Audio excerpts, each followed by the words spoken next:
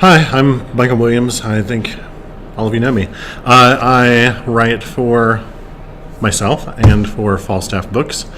And today I'm going to read from a new novel that I have just had published by Falstaff Books. That is the first, it turns out, in a 5-book series called A Fall in Autumn. It is a far future science fiction detective story set 9,000 years or so from now, in a time when humanity knows that we existed and they have heard legends about us, and to them we are basically Atlantis. We are a culture that allowed ourselves to be destroyed by our own technological hubris. And in that future, they enjoy tremendous creativity and control over biotechnology and genetic engineering.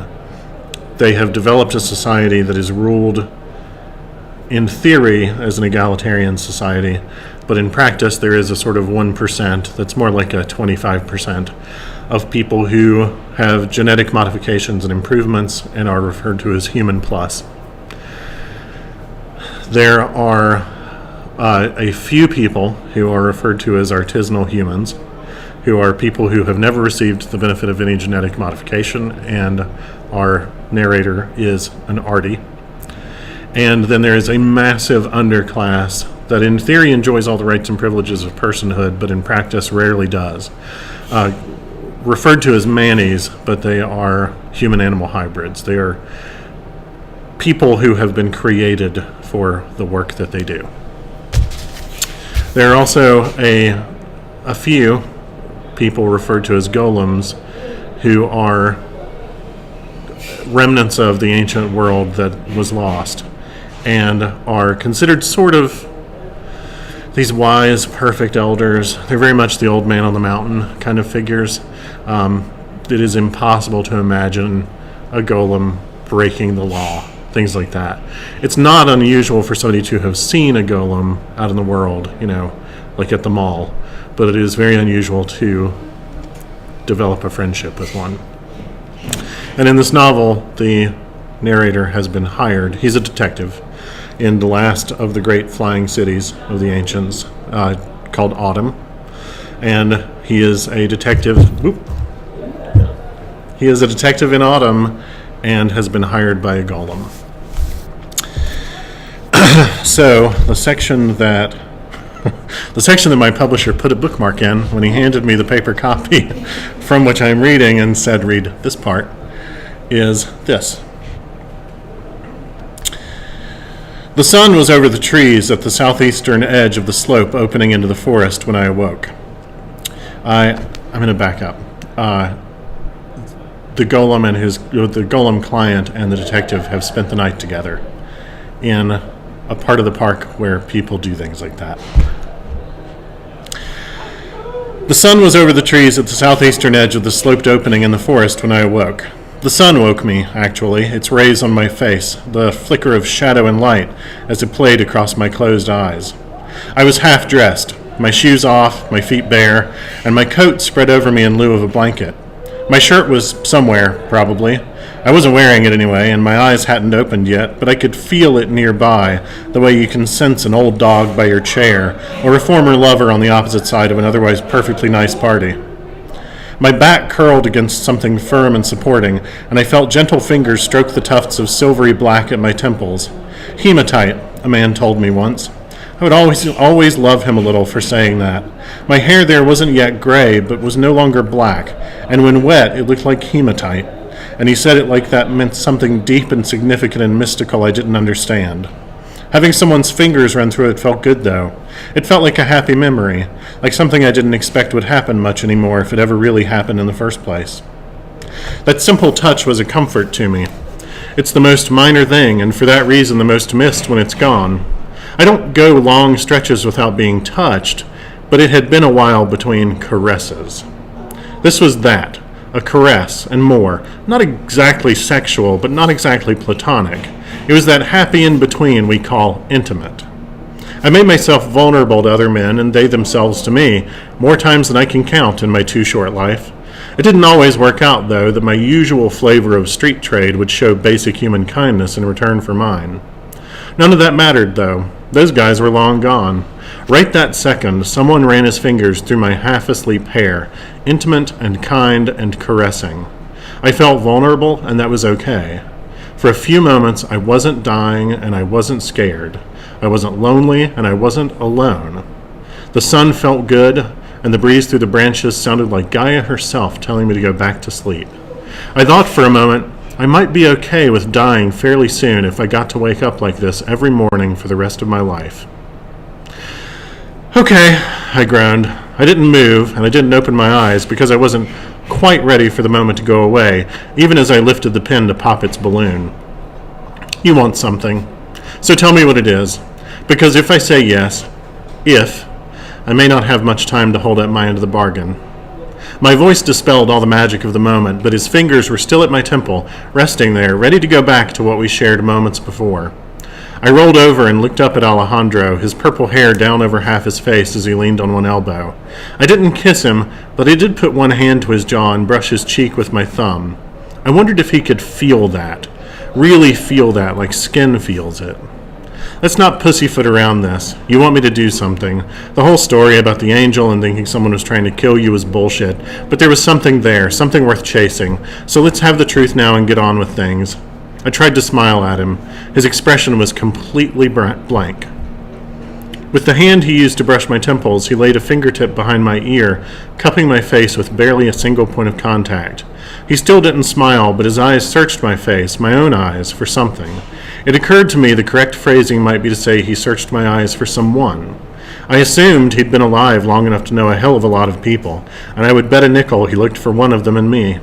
There are 100 romantic stories about golems, meat sacks like me throwing ourselves at a golem out of infatuation with their embodiment of agelessness. If he'd been there before, heard 100,000 of us wail about mortality, and still willing to hear number 100,001, he must have a lot of love for humankind. No, I thought, more than that. He must have loved the hell out of one of us at some point. Maybe he was waiting for that guy to walk back into his life, re-emerging from the vast but finite pool of genetic factors we possess as a species. I wondered if I simply seemed close enough to that long-lost lover to pass muster for a night. I also wondered what made a golem want to get laid in the first place. Ever the detective, after all. I really did see an angel in splendor, Alejandro said. He still wasn't smiling. If anything, he had the muted seriousness, the understated gravitas I'd long since come to recognize as the posture of someone telling the truth at long last. I wondered how long it had been. I swear it to you. I swear it. He surprised me then because he didn't cry. Golems don't have tear ducts, but his eyelids quivered with the autonomic response to strong emotion. He still hadn't moved at all, and we were shielded from the breeze so that his hair hung straight down like a perfectly still and settled curtain across half the stage of his face. And I believe it would try to kill me if it knew I were here. Of which, I replied, you seem genuinely afraid, so you must believe it is here. Yes, Alejandro said, I am convinced it has come here or will come here in the future, so it might bring down the last of the great cities, the same way it brought down splendor before. So that part's legit. I shifted around to put one arm under my head, but Alejandro glided to intercept me and put his own there to cradle me instead. It put our faces close together. I thought he was about to kiss me, but instead he was whispering as quietly as he could. I realized he had vocal cords and pushed air through them like the rest of us, rather than having a speaker installed in his chest. I could feel his false breath on my face as he spoke. It smelled like me. Yes, he spoke very softly. That part is absolutely true. You really did see an angel. Again, yes. He didn't seem annoyed to be made to say it over and over again. I really did. He trailed off, searching for the words. And he really had accomplices. They committed murder. He looked me right in the eye. Again, I swear it to you. Tell me what it looked like. I'd seen plenty of drawings of angels in books and ancient histories, of course. Big, masculine, rippling with muscles like geological strata, impossibly beautiful with vast white wings and harps, and sometimes flaming swords. Now Alejandro looked away, searching his memory, or making something up.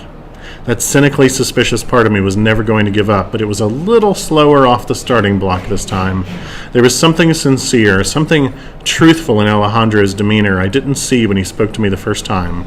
On that first occasion, in retrospect, he seemed a little rehearsed. So there's that. Were any of you in the Horror Authors Roundtable this weekend? Other than you, because you were there. Then I'm going to read one of my favorite parts of Perishables. Actually, I'm going to read a different part of Perishables. A different favorite part. So Perishables is the first novel of the Withrow Chronicles. It is 3 novellas tied together. They are about a vampire. The first one is about a vampire encountering the zombie apocalypse at a meeting of his neighborhood's Homeowners Association's executive board. And the second story is about a very intelligent woman who is the administrator of a supercomputer at a very small Bible college, encountering the same zombie apocalypse. And the third story is about them meeting each other 6 years later. But I am going to read this from Perishables. At this point in the story, they know that something is up in their neighborhood. They don't know exactly what is up in their neighborhood, and they the power behind the throne of their neighborhood's association has gone outside to see what's up and prove that everything is okay. And Withrow, smelling trouble, has gone out back and has now detected that there is more going on than probably these humans can cope with. I opened my eyes, and the night was gone. Darkness is no enemy of mine, and these old eyes can slice right through it. Smiles was watching me, waiting patiently for a command. I signaled him to stay and went out the gate to the front yard. Mary Lou was standing at the curb on the grass, looking one way and then another and shifting her weight between her feet. Her lips were moving, but I don't think she was exactly in charge of what was coming out. Fight or flight is not an instinct many people are really at home with anymore in their insulated little lives. I strode up and cleared my throat from about 6 feet back. Mary Lou whipped around with wide eyes, took a moment to recognize me, then turned back and looked mutely up the street. I took 2 more steps to stand beside her, and I followed her gaze. 3 corpses in their one-time Sunday best were staggering mindlessly in small circles in the middle of the street. They were probably 30, maybe 40 feet away. If they had noticed us yet, they didn't have much in the way of showing it. They just turned and turned and turned again, arms stiff by their sides, hands clenching and unclenching reflexively. You won't mind that I don't describe their faces. Whoa. Mary Lou was outside the mind of someone who could form words for the moment. It is said that there are things stranger in heaven and earth, etc., and they ain't kiddin'. I know the world holds some esoteric and arcane shit because I am one of those things myself, but I had never seen the dead literally walk. I mean, we've all seen the movies, right? I have anyway. Shit, for solid 3 decades, all I had to do at night was watch old movies on UHF channels. These fellas weren't exactly Night of the Living Dead, and they weren't exactly Frankenstein. No one could confuse them for a mutant or for a junkie on a bad batch. They were dead things, plain and simple, walking around. They did not moan, they did not hiss or growl, they just turned in slow circles, around and around, their eyes locked in front of them. Go inside, I said to Mary, very softly. Just go inside. Lock the door behind you. She still wasn't very capable of listening and just stood there. I started to get antsy. Surely they would notice us eventually, right? Surely they would sense we were there, smell us or hear us or see us or something. They were dead, yeah, but in the movies, that's always how it happens. Someone screams and then the zombies all stop what they're doing, turn slowly, and charge. I really didn't want to be in that scene of the movie. I always hated those parts the worst, when some idiot loses their shit and gets everybody else killed. I put my hand around Mary Lou's chin and turned her head so that she looked me in the eye. With all the force of personality I could muster, I bored my mind into hers and said very distinctly, go inside and lock the door and let no one inside after you. There's a reason why the Count always gets what he wants when he's alone with somebody in the vampire flicks. Mary foggily turned around and started stumbling back towards her front door. I watched her go, checking over my shoulder to see if the 3 walkers up the road had heard us or anything, and as she neared the front door, she reached for the knob. The door opened before she got there, though, and her husband, Franklin, not Frank, poked his head out. "Everything okay out here?" he called to me unnecessarily loudly. He was scared, and he wanted to demonstrate to everyone that everything was precisely okay out here. I heard the scuffling in the street stop and turned around to look. None of the walkers were looking at me, but they had turned towards the house and their front door and the source of that shout. They started shuffling towards the house, and their stiff arms started to twitch. I will kill that man before they do, I swear to God, I thought. What I said, however, was yelled over my shoulder. "Get her in there and shut that fucking door."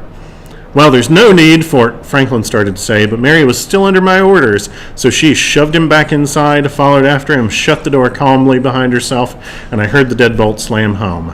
That was something, at least. The walkers were making achingly slow progress. In 5 seconds, they got about as many feet, and so I clicked my cheeks twice. Smiles jumped the Reinhold's fence from a sitting start and bounded up to my side. "Guard," I said, and Smiles braced himself on all fours, eyes on the lead walker, a growl just starting to climb the stairs way down in the bottom of his chest. Picture the scene for the moment, if you will. A suburban McMansion squats on an otherwise 60s-ish street. The house itself is mammoth and beige and appears to have been dispensed from a machine designed to manufacture the word dull made manifest. A morbidly obese guy in blue jeans and a kitten t-shirt is standing there with his arms crossed over his chest. A Rottweiler 2 sizes too big is standing next to him, ready for a fight. A droplet of pink foam is at one corner of the dog's mouth. It growls deeply like a bone saw dropped 3 octaves. There are 3 obviously dead people in black suits walking towards them. Their arms twitch, their hands clutch at the air, their faces are expressionless because their faces aren't really there anymore. In the distance, a small dog is working its heart out to sustain a crescendo of barking. A man is shouting questions inside the house behind them. The walkers come painfully slowly down the street, shoes dragging, one of them barely able to walk for what appears to be a crushed hip. He's injured in a way that for a living thing would spell death, but he's still moving under his own power. They approach to 20 feet. They approach to 15. The fat man draws a breath. I want to know, ready to fight. I would have killed all 3 of them, again, I guess, right out in the street in front of God and the Neighborhood Association's executive board and everybody. I would answer their questions later. I could come up with a story about a martial arts class I signed up for, a home gym I bought, some semi-plausible reason why a guy who looks like me would know that much about hand-to-hand combat. I drew one great breath and flexed every muscle in my body and heard my heart jerk in my chest so that it said "thudup" very loudly, and old blood started to push through my veins, because blood does many things for my kind. Hearing a heartbeat, even our own fake one, can do wonders for morale. The lead walker got within 10 feet of me, and I kicked out one leg so that I was standing with my feet spread, one forward of the other, hands open, arms bent at the elbow. I was ready to pounce, and Smiles had shifted his weight so that his front was crouching and his ass was in the air, ready to do the same. His growl was a powerful and steady grating, and I started to growl myself, the 2 of us ready to kill. The lead walker got within 5 feet of me and stopped, then wheeled and started shuffling more quickly in the other direction. I blinked, and Smiles' growl ceased for a moment. The leader stumbled right past the other 2, got about 10 feet, and started doing circles again.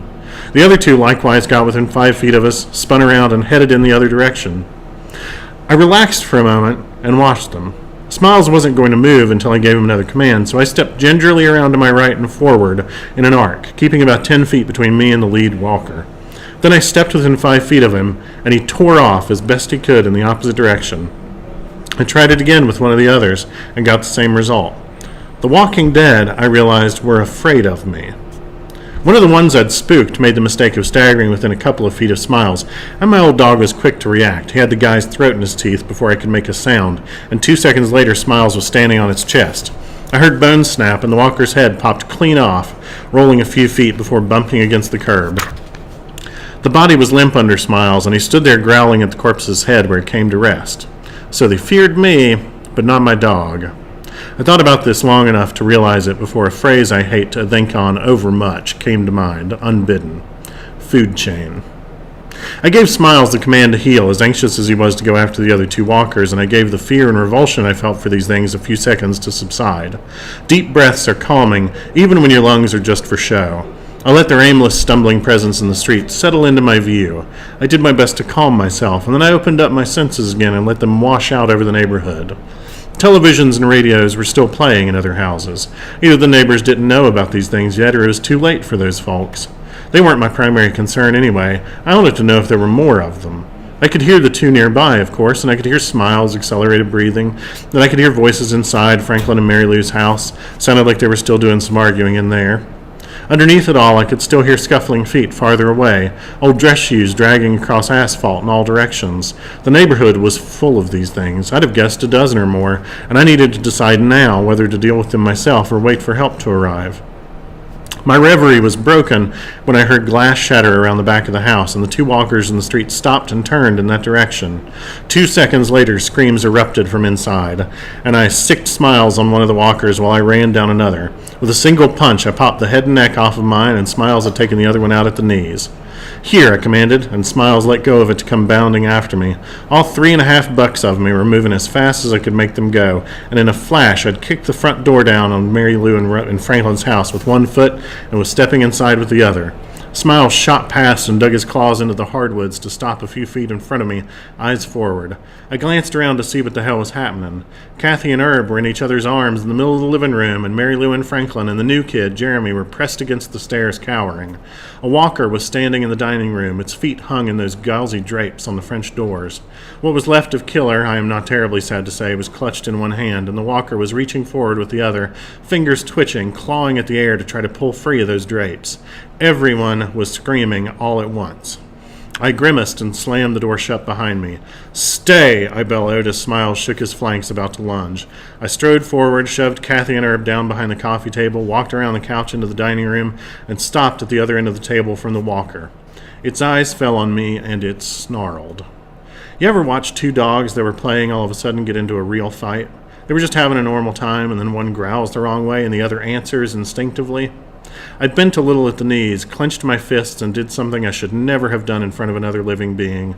My lips curled out of the way so that my fangs could drop down, and I growled long and low, and every light flickered for a moment, and every shadow in that house got just a little darker.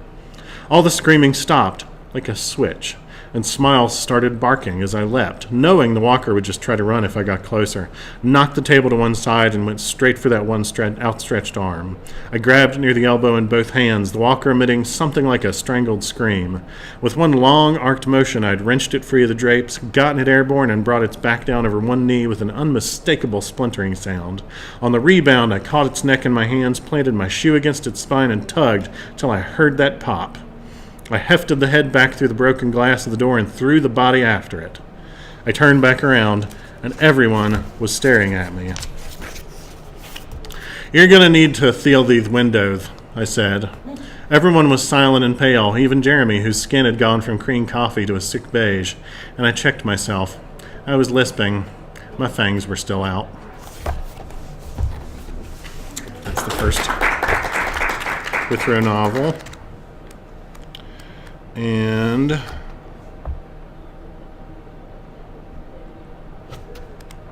let's see, I'm going to read from the third Withrow novel.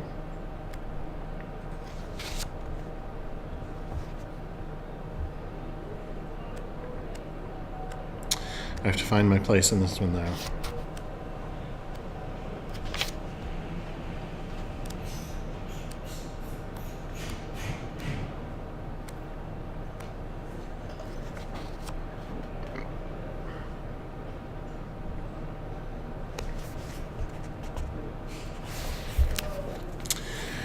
So in Deal with the Devil, Withrow is dealing with the fact that Durham has its first superhero and its first supervillain, and neither of those are good things. And he has taken it upon himself to solve these problems.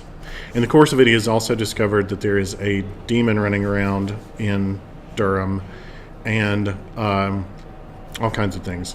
So at this point, he has decided that it is necessary to get the help of a group of magicians.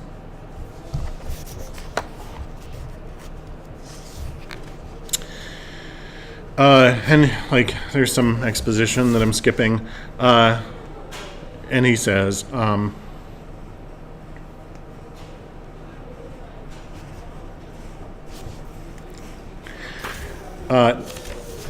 of neo-paganism. He says, "It's not for me, but no significant spiritual belief system is. I wouldn't have a God who would take me, to be honest.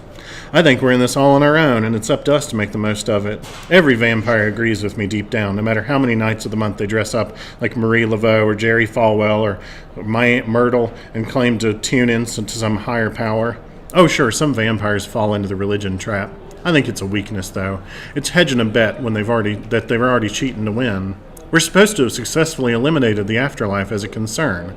Religious yahoos, on the other hand, obsessively engage in publicly performing the qualifying lap for their preferred vision of the sweet by and by. Bible-thumping vampires may say it's all about saving their soul or whatever other bullshit reason they can gin up to look sad. But let's get real for a second. They don't regret what they became. If they did, it would be easy to correct the mistake. Guaranteed suicide is never more than a sunrise away. So I don't buy into the ceremonial claptrap myself. Beyond its psychological power to shape someone's intentions and maybe ignite a little confirmation bias when they search for results of their work, I think it's just a game of dress-up. I know some people do really believe in it, though they weren't exactly physicists. They were more like really interesting librarians. Still, you start with the contacts you have, not the contacts you wish you had, and lucky me, it was a book sale weekend at the library in Chatham County. The book people. That's what they call themselves. I originally thought that meant they were Muslims. There's this concept in Islam of people of the book, which is a fancy way of saying Jews and Christians are kind of special because technically they all worship the same God. But they just meant the people. But they just meant the people who were crazy into books. There were 7 of them, 2 men and 5 women, mostly older. One of them was a young Latina who told me she was the first person in her family to be literate in English. Her accent was absolutely undetectable. It was impressive. The rest of them are various shades of cracker white, except for a black guy named Warren who teaches the occasional poetry class at a school in Raleigh. He's a retired sports writer or something. He doesn't talk much, and I've never spent much time around them because the book people give off a kind of a weird vibe. It's like you're really seriously the hell harshing their vibe when you're speaking to them because that's time they could have spent nose deep in a book. They haunt book sales. I don't mean they're just there all the time drifting around. I mean they show up at night when the venue is closed and they do things. I still don't really understand it, but it strikes me as a fancy form of coin flipping. The only difference is their coin is a library and it has a different face for every sentence of every book. The Chatham County Library book sale doesn't happen at the library proper. They have it at this little Lions Club building in what I guess you call downtown Pittsboro. Pittsboro is little more than a traffic circle, an old courthouse that burned and collapsed a couple of years ago, and a second-hand store called Beggars and Choosers, reputed to be the absolute best place for 50 miles in any direction to put together a Halloween costume. Otherwise, it's a slightly self-consciously folksy little place that does a lot of antiques trade and has a couple of historical markers out by the highway. Nothing much going on, but I always get the feeling that's how Pittsboro likes it. It's about 25 minutes of extremely pretty country driving from either Durham or Raleigh, and whenever I go there, I am a little stunned that a place so nice can exist so close to a major media market covered up in suburbs. I'd been to that book sale before during actual business hours. It happens late enough in the fall that it's dark before the sale ends at night. I was the last customer out the door one time, and that's how I noticed the book people. They were parked down the block, trying and failing to look nonchalant. The window of the minivan they'd driven were tinted really damn dark, way darker in the back than I imagined would be street legal, but that stuff is no match for a vampire's eyes. I saw them sitting there watching the staff lock up behind me while I lugged 3 big bags of books over to my Firebird on the far side of the lot. Let me assure you, just in case you decide to go around playing amateur burglar or otherwise finding occasions requiring stealth, pulling up to a retail establishment right before closing time and watching them lock up is a dead giveaway. I got in my car, circled the block, killed the lights, and pulled up round behind the book sale building to park. Unobserved, I slipped across a dewy lawn and up to the side of the building where I could peek around at the front and see what the as yet unknown book people were doing. Mostly they were standing around looking nervous, while the oldest of them all, a little old lady with a stark white shock of hair that stuck out in all directions and a slightly off-kilter grin, was hunched over picking the lock. Her fingers shook, but I think that might have actually helped her hit all the tumblers. I could hear the click when the door swung open and everyone let out the breath they'd been holding. They piled inside, spread out, and started milling around. Vampires are nothing if not voyeurs. I peeked in a window to watch. Brothers and sisters. The smooth, mellow voice came from a preppy middle-aged woman. She had once-upon-a-cheerleader hair and a sweater tied around her neck by the arms like an Izod ad from 1984. The others didn't stop milling as she spoke. She stepped up onto the end of a table to address them. Please take a few moments to select your implements for tonight's ritual. Do not rush, and when a book speaks to you, do not shy away because it isn't what you had hoped, or because it's what you feared. You will know the book as the book will know you, and when hand meets spine, you will know whether the book in your hand is to be your tool for tonight's working.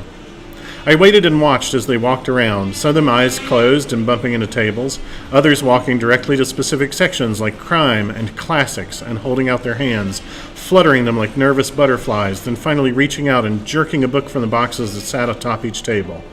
Obviously, some of them weren't thrilled with what they got, but the lady had been pretty clear. The book they got was the book they were getting. They reassembled in the middle of the room, but flinched as a car went by outside. They worried it was someone coming back. It wasn't. Hurriedly, raggedly, they formed a loose circle around the woman who had spoken before.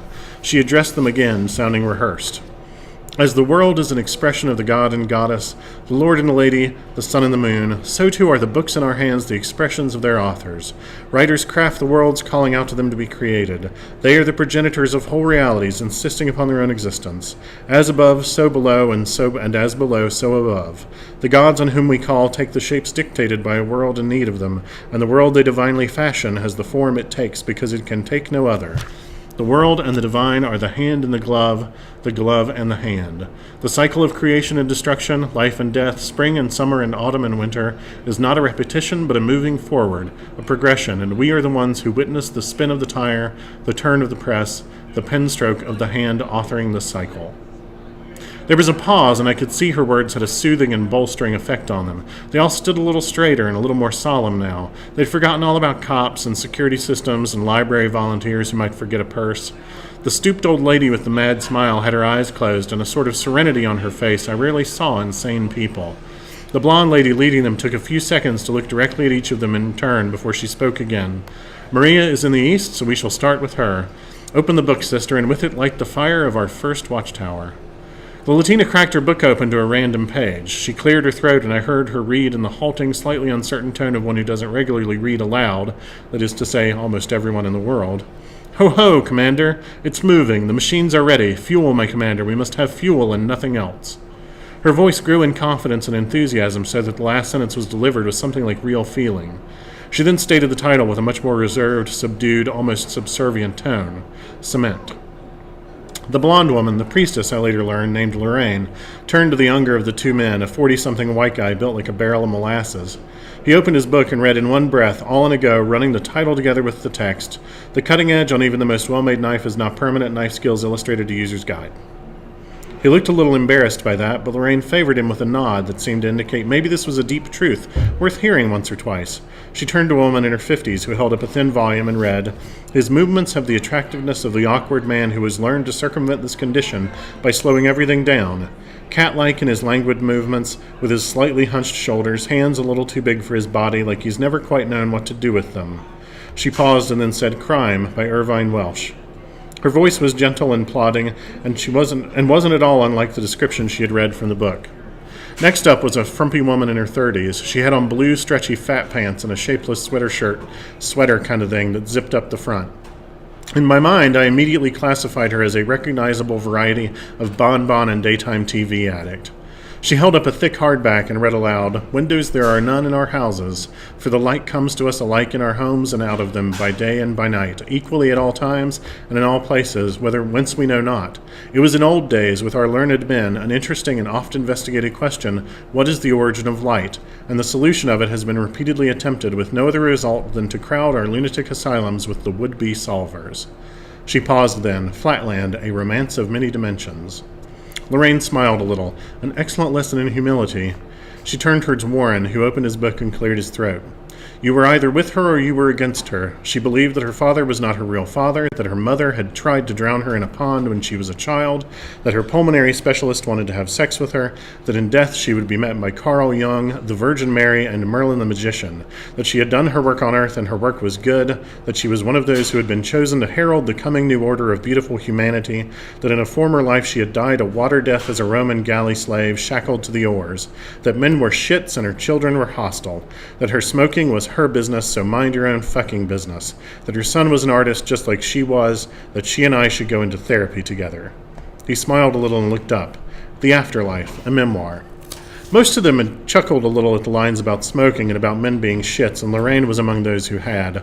The Stepford soccer mom looked concealed a human being. She flicked her eyes to the last person, the hunched little old lady, who opened her eyes and her book at the same time, eyes falling to the page. Her voice creaked out. She kept going, her sneakers slapping the pavement until she came to a barrier of 1,000 split-open garbage bags. She crawled over it, taking the time to pick up a few interesting items like a broken salt shaker and a soggy copy of National Geographic and stuff them into her bag. Then she was over the barrier, and she kept walking, the breath still rasping in her lungs and her body trembling. That had been close, she thought. The demons almost got me. But glory be to Jesus, and when he arrives in his flying saucer from the planet Jupiter, I'll be there on the golden shore to kiss his hand. She looked up. Swan Song by Robert McCammon. Lorraine bowed slightly and then turned to look at and address each of them, moving slowly so that everyone got looked at while she spoke. Fuel for the engine, alienation, insanity, a loss of sharpness, awkwardness, strong opinions that may or may not run counter to the facts, Jesus on a flying saucer. These are all stories that say to me that whatever we summon tonight will be able to guide those of us who might be stuck in some rut, alienated from the knowledge of how to move forward. Are there other interpretations? The Latina spoke, and evidently they didn't have to wait to be called on for this part. I think whatever we summon might be itself alienated and stuck in a rut. Warren nodded his head. The thing we call on will be difficult to work with, not of this world. It's going to have its own way of doing things and its own understanding. It's going to think we're crazy, the old woman said. Her eyes were crystal clear and her smile was gone. She was down to business. The bonbon addict didn't say anything, but she nodded along.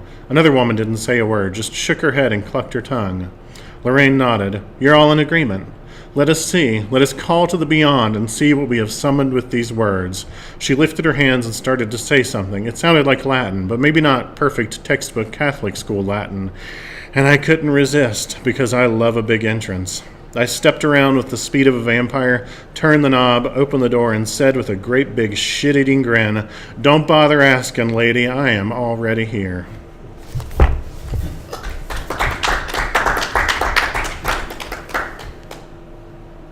There we go. Does